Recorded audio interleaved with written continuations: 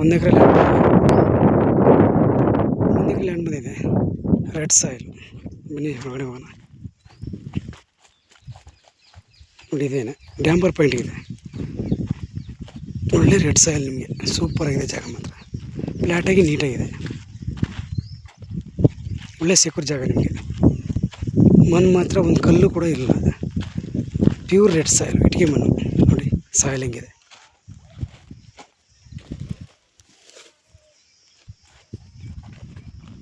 ಕೆಮ್ಮಣ್ಣು, ಇಟ್ಟಿಗೆ ಮಣ್ಣು. 1 ಎಕರೆ ಬರುತ್ತೆ. ಇವರು ಪ್ರೈಸ್ ಬಂದ್ಬಿಟ್ಟು ನಿಮಗೆ 45 ಲಕ್ಷ ಹೇಳ್ತಾಯಿದ್ದಾರೆ.